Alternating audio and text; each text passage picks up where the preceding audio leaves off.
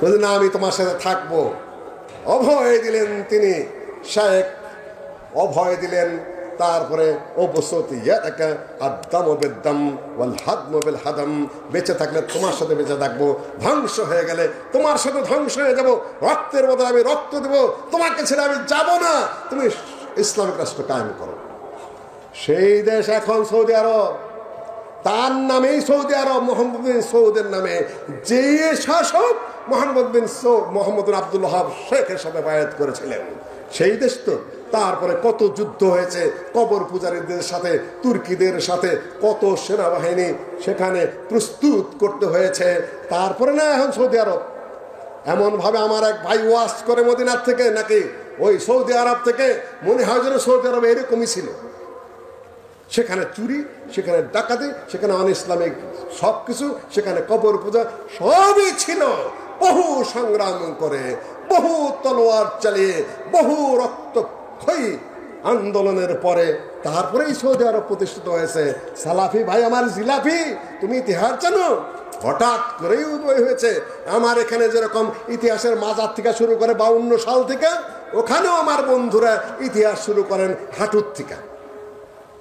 ইতিহাস প্রথম থেকে পড়ে আসো, তাহলে তোমার সামনে ক্লিয়ার হবে।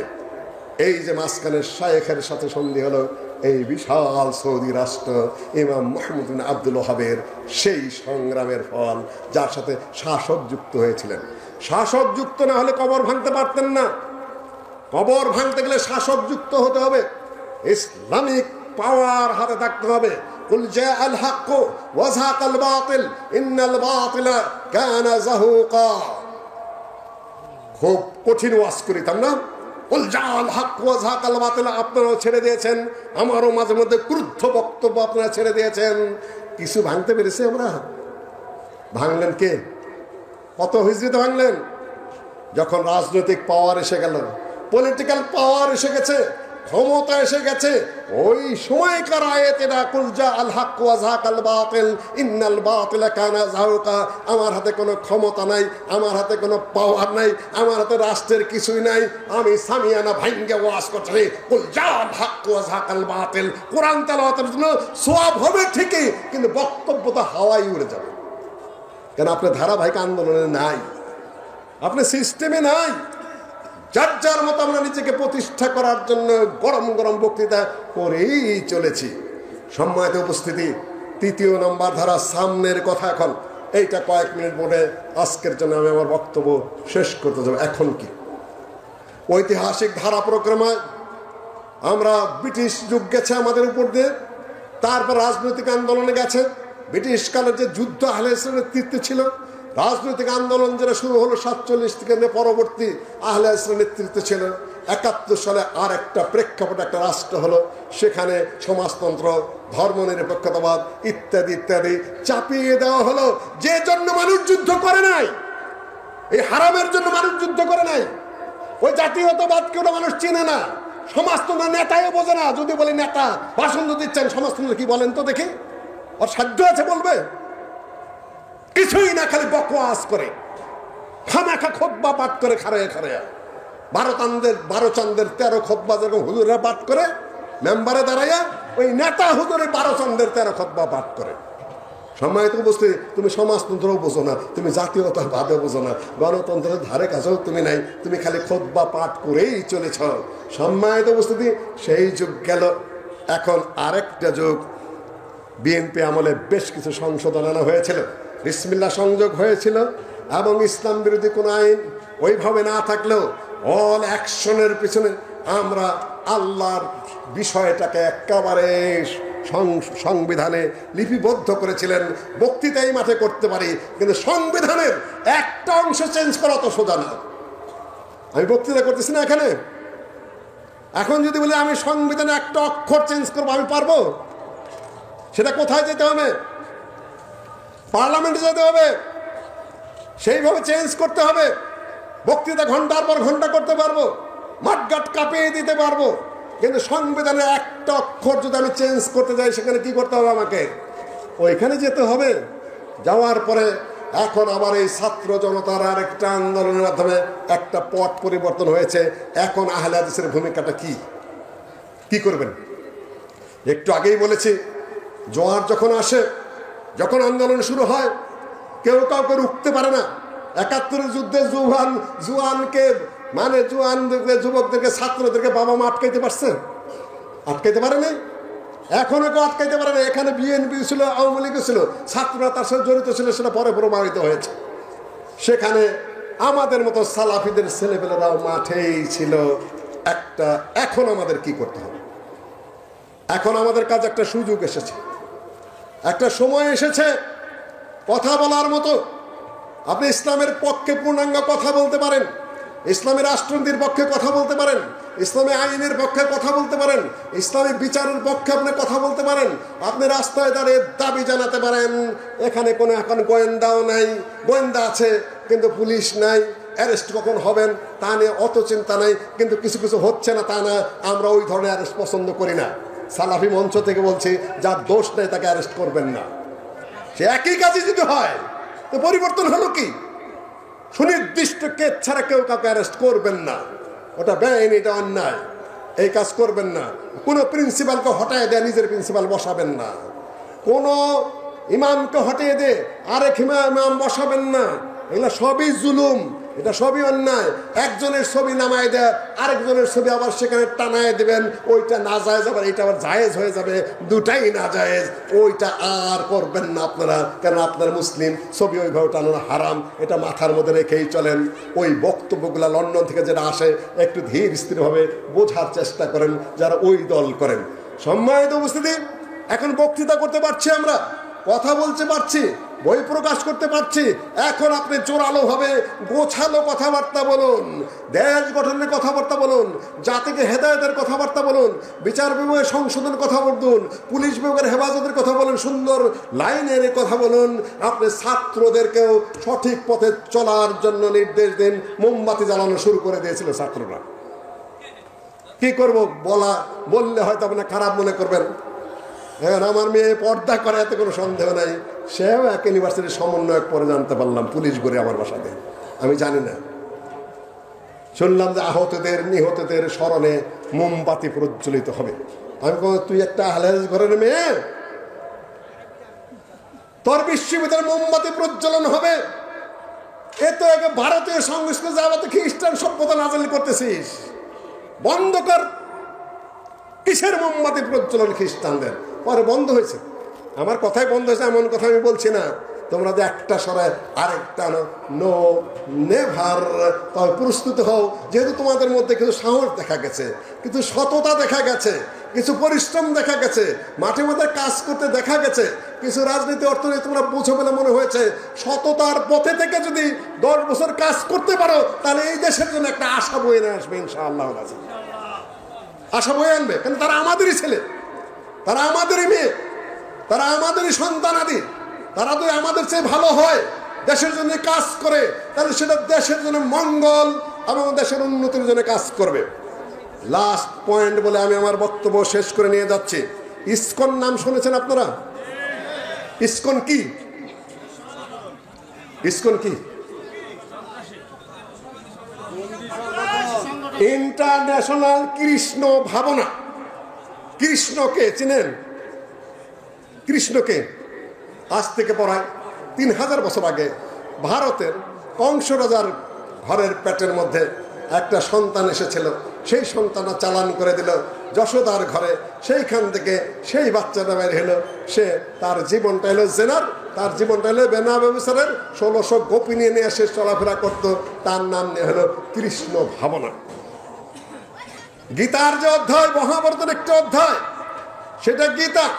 অর্জুনের সাথে তাদের তথাকথিত কৃষ্ণ আকাশ থেকে অবতরণ করে কুরু পাণ্ডবের যুদ্ধে অর্জুনের সাথে এই এর মধ্যে চড়ে যে কথাবার্তা বলেছিল, সেটা নাম হলো গীতা। টিকে রেখেছে, গেরুয়া বসন পড়েছে, কপালে চন্দনা চর্চিত, গলায় রুদ্রাক্ষের মালা। দেখে মনে হয় কি একজন ব্রাহ্মণ, তাই না? নাম রেখেছে কি চিন্ময় ব্রহ্মচারী। আমার প্রশ্ন, তুমি ব্রাহ্মণ, তুমি ক্ষত্রিয়, না তুমি বৈশ্য, না শূদ্র? ব্রাহ্মণ ছাড়া ব্রহ্মচারী হয়? তুমি তো ব্রাহ্মণ না, তুমি দাস। কোন হিন্দু তাদের সাথে নেই। হিন্দুরা তাদের শাস্ত্র মেনে চলে, ব্রাহ্মণ, ক্ষত্রিয়, বৈশ্য, শূদ্র। আরে ভাই, তুমি তো ব্রাহ্মণই না। আচ্ছা, তুমি তো ব্রাহ্মণ নও, তুমি ভাব কেন ধরেছ? এটা হলো একটা টোটালি একটা রাজনৈতিক এবং সন্ত্রাসী সংগঠন। কয়েকটা মানুষ, তারা ব্রাহ্মণ নয়, ক্ষত্রিয় বলে মনে হচ্ছে না, বৈশ্য হতে পারে, তারা এই দেশটাকে অন্যভাবে নিয়ন্ত্রণে বাইরের দিকে চালান দেওয়ার জন্য চেষ্টা চালাচ্ছিল। দুইটা কথা বলে আমি শেষ করব। আজ 15 বছর যাবত কেউ কিছু মনে করবেন না, যেটা বাস্তব, সকল পোস্ট পজিশনে হিন্দুদেরকে বসানো হয়েছে। অধিকাংশ ক্ষেত্রে যেটা ব্রিটিশ বসিয়েছিল, মুসলমানদেরকে সকল পোস্ট পজিশন থেকে সরিয়ে দিয়ে হিন্দুদেরকে বসিয়েছিল কে? ইংরেজরা। সে একই কায়দায় ওসি বলেন, ডিসি বলেন, আমার মাদ্রাসার প্রিন্সিপাল বসিয়েছিলেন। জায়গায় জায়গায় কত কিছু করলেন, কত ধরনের ছুটি ছাটা ঘোষণা করলেন, কত মৃত্যু দিবস, জন্ম দিবস ঘোষণা করলেন। আন্দোলনের পরে সেগুলোর খবর আছে না। এদেশের কৃষ্টি, কালচার, ধর্মীয় ভিত্তি অত্যন্ত মজবুত। এগুলা করে শুধু নিজেরাই অভিশপ্ত হয়েছেন, ক্ষমতা হারিয়েছেন। সামনে যারা আসবেন তারা যদি ওই পথে হাঁটেন, একই হাসর হবে। কেন? দেশ একটা, মানুষ একই, এদেশে গ্রহণ করা হবে না। নিজেদেরকে সামনে সতর্ক থাকবেন।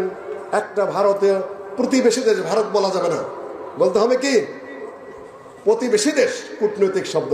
প্রতিবেশী দেশের আধিপত্য আর ভিতরে অভ্যন্তরীণ ষড়যন্ত্র। ইস্কন কখনো হিন্দুদের প্রতিনিধিত্ব করে না। ওদের ব্রাহ্মণতন্ত্র যারা মন্দির, সেটাও হয় না। সেদিনে বলেছি, তোমরা মন্দিরে ফিরে যাও, রাস্তাঘাটে এই সকল গ্যাঞ্জাম করো না।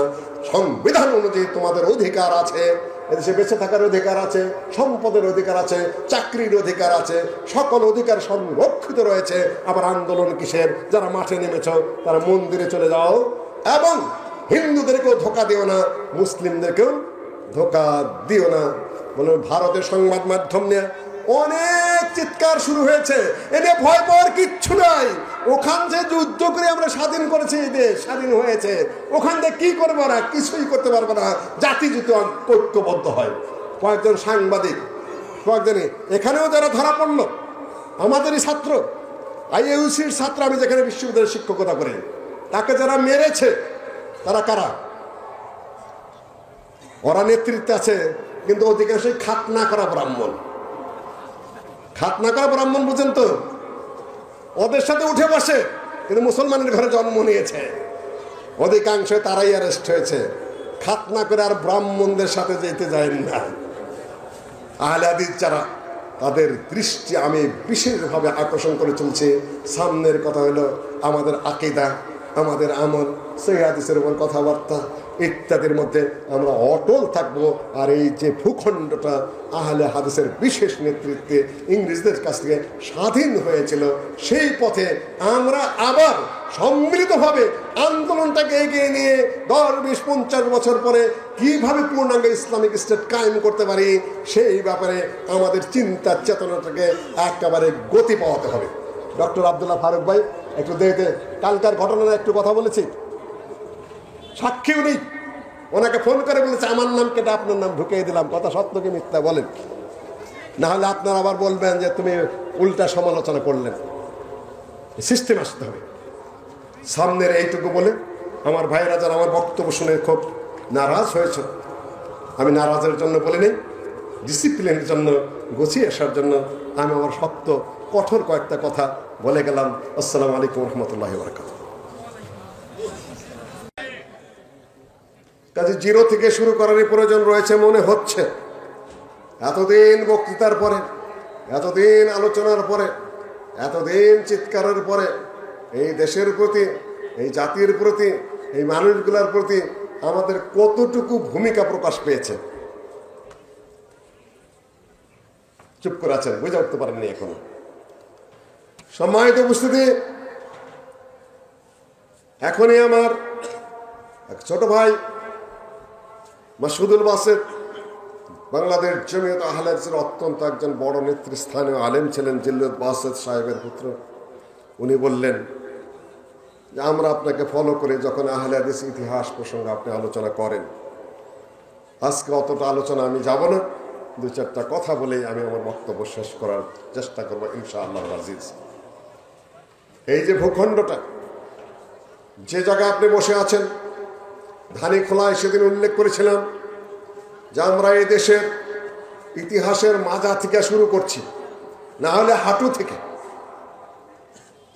এমন ভাবে আলোচনা করছে আমাদের শিক্ষিত মানুষেরা, আমাদের নেতারা, আমাদের দায়িত্বশীলরা, মনে হয় যেন একটা গর্ধব, একটা নির্বোধ, একটা হাম্মর। ইতিহাসের মাজাকে সে মনে করেছে মাথা। দল অন্ধতা তাকে আরো টোটালি অন্ধ করে ফেলেছে। ইতিহাসের সূচনা কবে থেকেই বাংলাদেশের, এখানে কত বংশ শাসন করেছে পূর্ব থেকে। মুসলিম শাসন শুরু হয়েছে এখানে 1202-3 সালে ইখতিয়ার উদ্দিন মোহাম্মদ বখতিয়ারের বঙ্গ বিজয় থেকে। খালজি বংশ, ইলিয়াস শাহী বংশ, হোসেন শাহী বংশ, পাঠানদের শাসন, মুঘলদের শাসন, ইংরেজদের শাসন, তারপরে কাদের শাসন?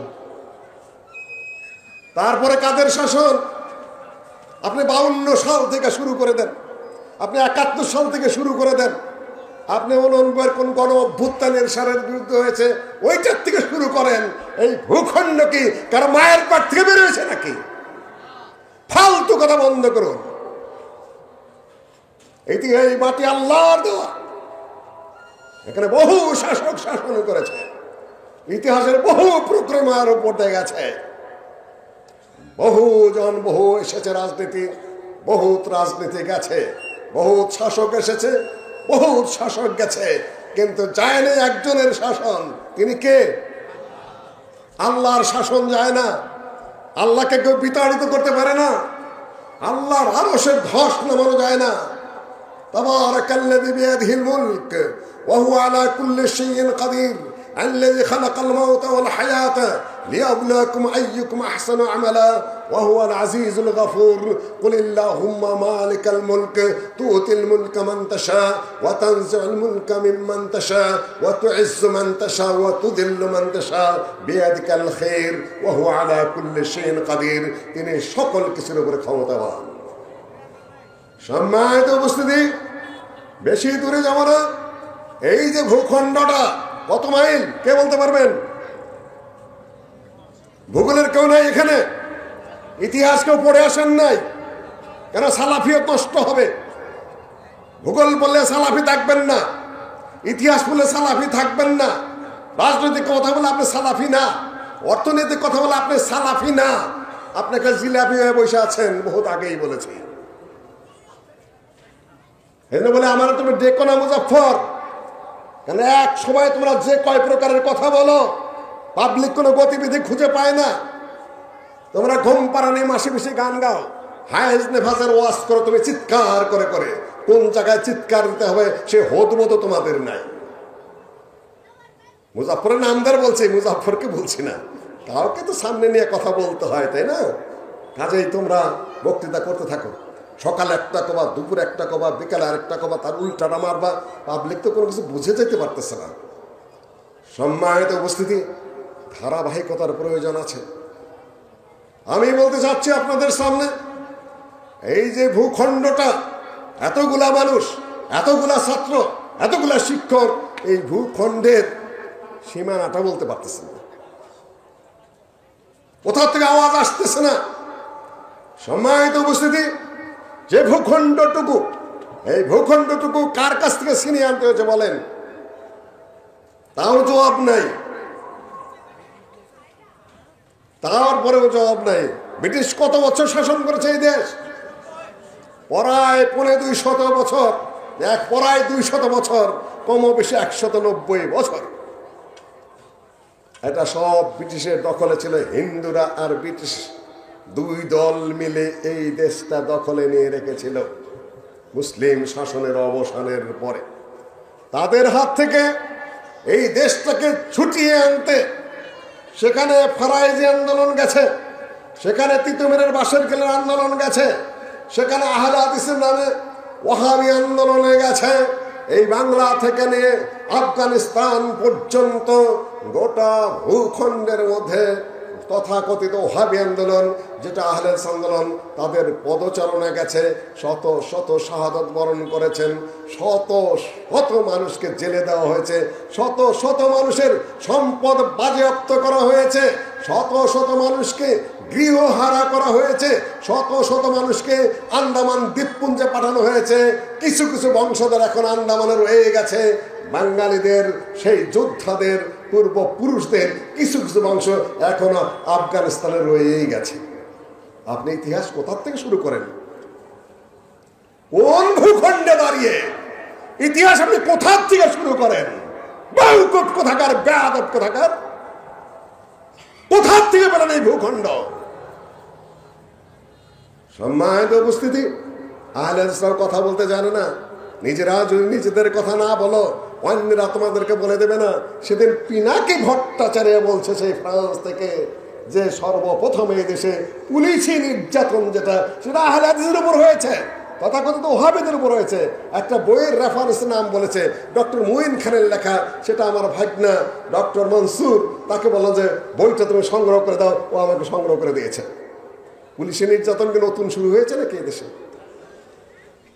সেই ইতিহাসও দীর্ঘ শত শত বছর আগের ইতিহাস। সেই ভূখণ্ডে আমরা বসত করি। তাদের উদ্দেশ্য ছিল এই ভূখণ্ডটা ইংরেজদের কাছ থেকে, হিন্দুদের কাছ থেকে ছিনিয়ে নিয়ে যে ভূখণ্ডটা প্রতিষ্ঠিত করা হয়েছে 1947 সালে, তার নেতা কে ছিলেন তাও জানেন না।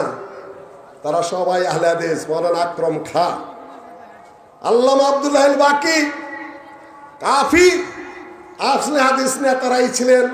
আজকে আমার সালাফি বন্ধুরা, নব্য সালাফিরা বলে রাজনীতি হারাম। তোমার বাপের কাছে হালাল ছিল, তোমার দাদার কাছে হালাল ছিল, তোমার 14 গোষ্ঠীর কাছে হালাল ছিল।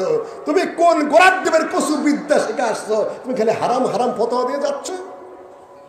তুমি ওয়াজ করো হারাম খেয়ে, ওয়াজ করো হারামের ঘরে, পয়সা নাও হারামের, চান্দা তুলো হারামের, হারামের পয়সায় মাদ্রাসা, হারামের পয়সায় মসজিদ, আর আহলে হাদিসের কথা আসলে হারাম হারাম। থামেন থামেন, তাই না? দ্বিমুখী নীতি চলছে সমাজে। পরিষ্কার ভাবে দ্বিমুখী নীতির থেকে আমাদের ফিরে আসতে হবে। সম্মানিত উপস্থিতি, যে আয়াত দুটো তেলাওয়াত করেছি, সেই আয়াত দুটার আলোকে কয়েক মিনিট কথা বলে আমি আমার বক্তব্য শেষ করে দিচ্ছি। বাচ্চাটা কোরআনের আয়াত তেলাওয়াত করছিল, মুহাম্মাদুর রাসূলুল্লাহ, মুহাম্মদ হলেন আল্লাহর রাসূল, ওয়াল্লাযীনা, মুহাম্মাদুর রাসূলুল্লাহ, মুহাম্মদ আল্লাহর রাসূল, তার সাথে যারা ঈমান এনেছেন সাহাবীগণ, ওয়াল্লাযীনা মাআহু আশিদ্দাউ আলাল কুফফার, তারা কাফেরদের বিরুদ্ধে হলো বলিষ্ঠ, আশিদ্দা, রুহামাউ বাইনাহুম, তারা পরস্পর হলে পরস্পরের প্রতি মমতাশীল, মায়াশীল। মাসালুল মুমিনিনা ফি তাওয়াদ্দিহিম ওয়া তারাহুমিহিম, মুমিনদের সাথে মুমিনদের সম্পর্ক এমন, পরস্পরের ভালোবাসা, পরস্পরের মহব্বত, পরস্পরের প্রতি পরস্পরের আন্তরিকতা। ফি তাওয়াদ্দিহিম ওয়া তারাহুমিহিম কাল জাসাদিল ওয়াহিদ, একটা দেহের মতো। ইজাস্তাকা মিনহু উদবুন ওয়াহিদ, যদি একটা অঙ্গ দেহের কোনো জায়গায় কষ্টকর হয়ে পড়ে, কেটে যায়, ফেটে যায়, আহত হয়, সারা দেশ, যে সারা দেহ জর্জরিত হয়ে পড়ে, সে ঘুমাতে পারে না, সে খেতে পারে না, সে রেস্ট নিতে পারে না। মুসলিমের হলো এই উদাহরণ। সারা পৃথিবীর মুসলিম এক দেহ। সম্মানিত উপস্থিতি, আজকে সারা পৃথিবীর মুসলিমদেরকে যদি আপনি লক্ষ্য করেন, তারা, তাদের মধ্যে কতটা বন্ধুত্ব, তাদের মধ্যে কতটা আন্তরিকতা, তাদের মধ্যে কতটা মহব্বত রয়েছে। কিছুদিন আগেই যে ঘটনাগুলো ঘটে গেল, কতটা মহব্বতের পরিচয় কে দিয়েছে, কতটা মহব্বতের পরিচয় কে দিয়েছে, কতটা ভালোবাসার পরিচয় কে দিয়েছে, কতটা আন্তরিকতার পরিচয় কে দিয়েছে।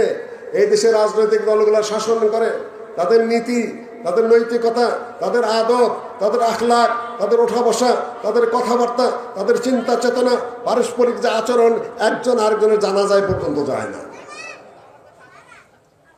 একজন আরেকজন ঘাড় ঘুরে অপর দিকে তাকিয়ে থাকে।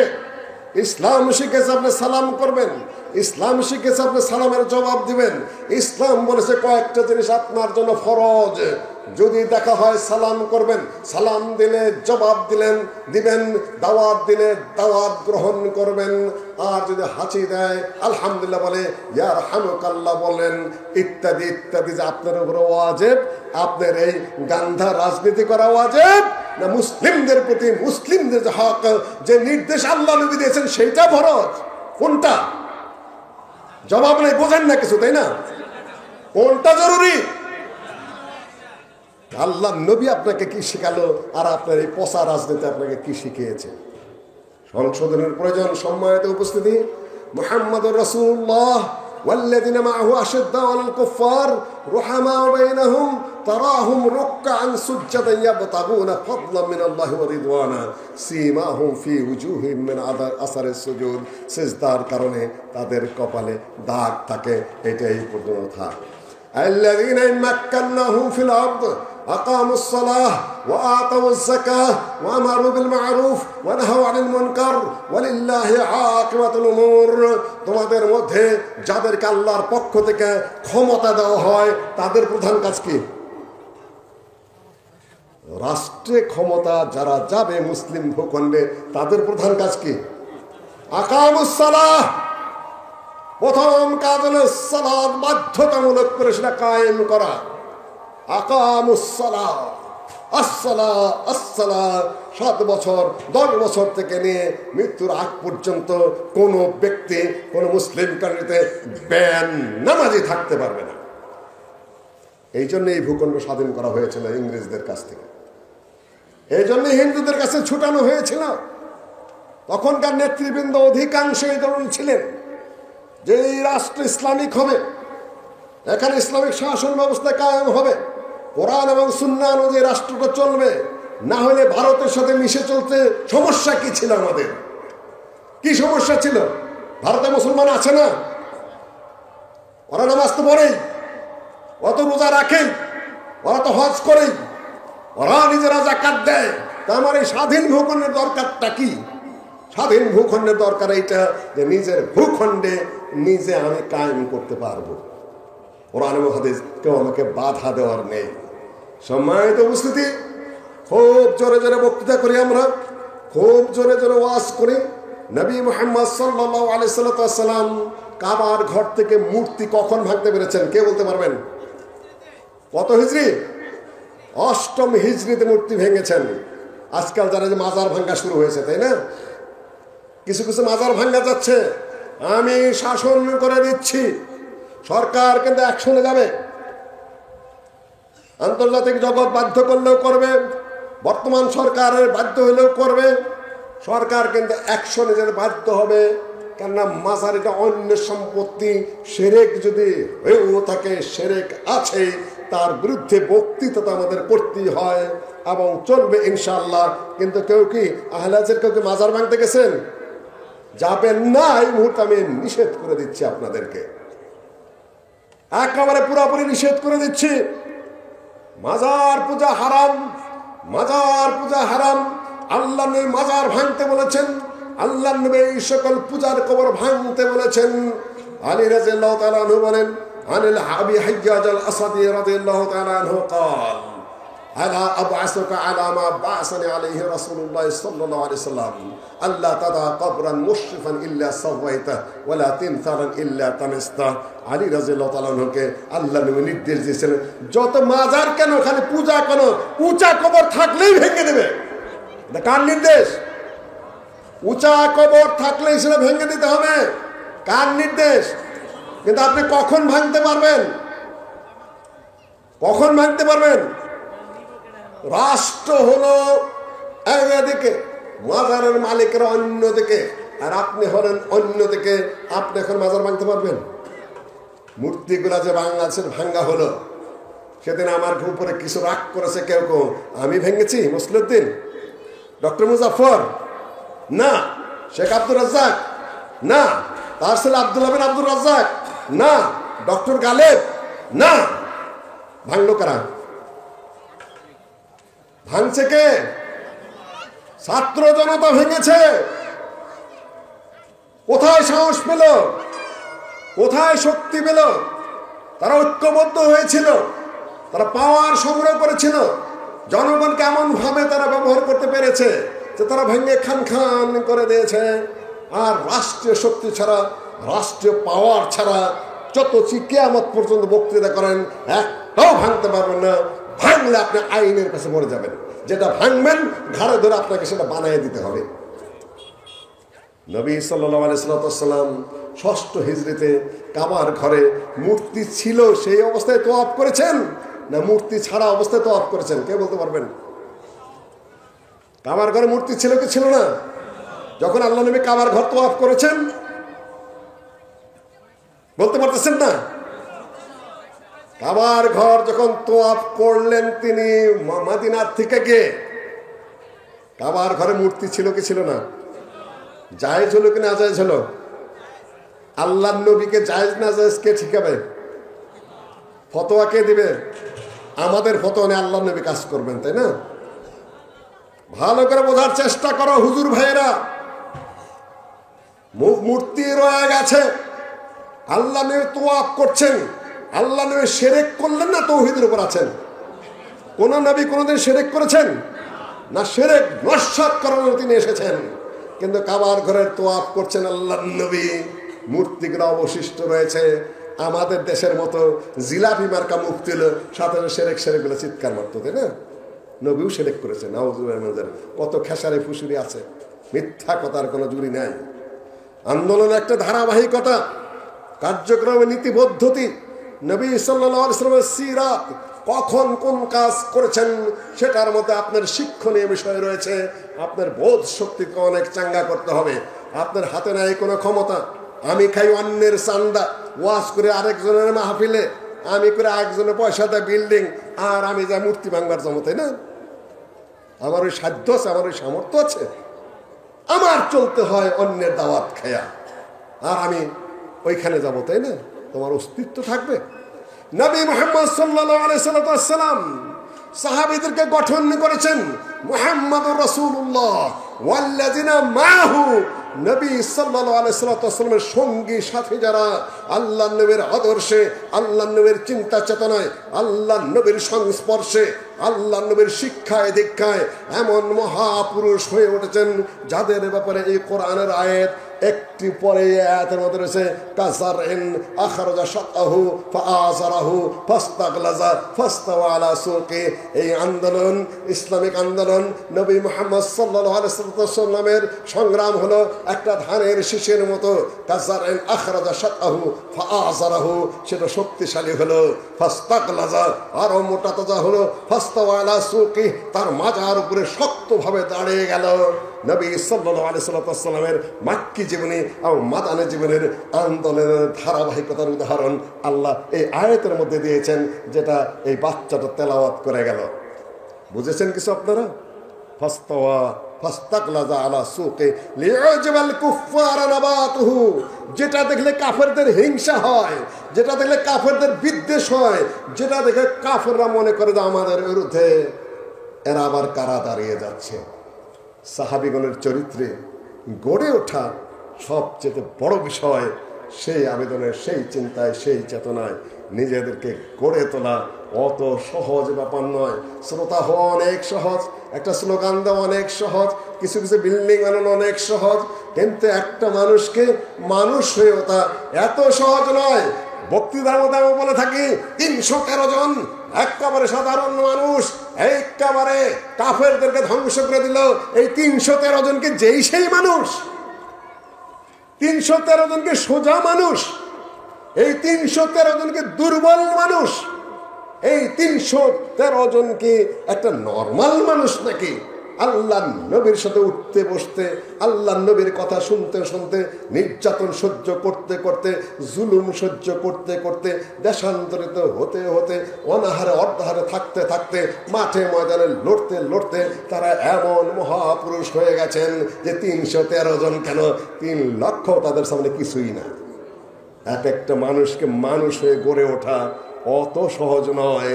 আপনাকে ওই চিন্তায়, ওই চেতনায়, বলিষ্ঠ মানসিকতায় আপনাকে গড়ে উঠতে হলে আপনি কিছু করতে পারবেন, না হলে পারবেন না। এখন তো বহু পোস্ট পজিশন খালি নাকি?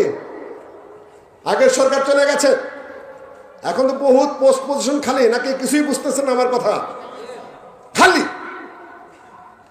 যুগের পর যুগ ওয়াজ করলাম, কয়টা পোস্ট তোমার মানুষদের তুমি ফিল আপ করতে পেরেছো বলো? ইউনিভার্সিটির কয়টা পোস্ট আমি ফিল আপ করতে লোক পাই না। কলেজের পোস্ট দাও, কাকে তুমি ফিল আপ করবা? আর্মির পোস্ট দাও, 2-4টা লোক, কোথা থেকে ফিল আপ করবা? বিচার বিভাগের 100-র উপরে বেঞ্চ, হাইকোর্টে মাত্র 20টা বেঞ্চ গঠন করা সম্ভবপর হয়েছে। এখনো 60-70টা বেঞ্চে বিচারপতি দেওয়ার লোক নাই। নাই, আপনি কোথা থেকে দিবেন? গড়েই তোলা নেই তুমি কমকে।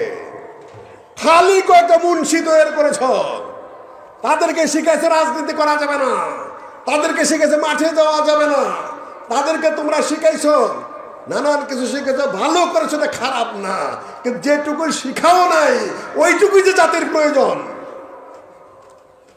কি শিখেছ? জাতিকে গড়ে তোলা শুধুমাত্র এক দিক থেকে হয় না, বহু দিক থেকে তাদেরকে গড়ে তুলতে হয়। এই হলো আমার ফার্স্ট চ্যাপ্টার। দ্বিতীয় চ্যাপ্টার, একটি আন্দোলন হয়ে গেছে। আমি পক্ষে বিপক্ষে কিছুই বলবো না, আমি এটাও বলবো সাহসিকতার সাথে, খুব ধোয়া তুলসী পাতার অপেক্ষা করছি না। ওগুলো আমরা দেখে এসেছি। আহলে হাদিসের উপরে 45 জন মানুষ বন্দি কারা করেছিল, সে দাগও আমাদের মনের থেকে শুকায় না, সেটা আমরা জানি। যেখানে তৈল হ্যায় উসিখানে খোল হ্যায়, যেখানে তৈল সেইখানেরই খোল। একই দেশের মানুষ, হঠাৎ করে জালেম চলে গেলে আর ফেরেশতা চলে আসবে, এই অবান্তর কল্পনা আপাতত আমরা করি না। তবে পার্থক্য আছে কিছুটা। এত ধারাবাহিক জুলুম, এত নির্মম জুলুম, একেবারে এইভাবে জুলুম করে আনন্দ পাওয়া, কিছু মনে না করা, এই যে একেবারে এই ধরনের দৃশ্য এই দেশে আসে নাই। এই ধরনের দৃশ্য আসে নাই, যেটা উচিত হয়নি সেটা পতন হয়েছে। আবার কিসের অপেক্ষা করছি? কার অপেক্ষা করছি? মানুষ কই? এত দিন পর্যন্ত ওয়াজ কইরা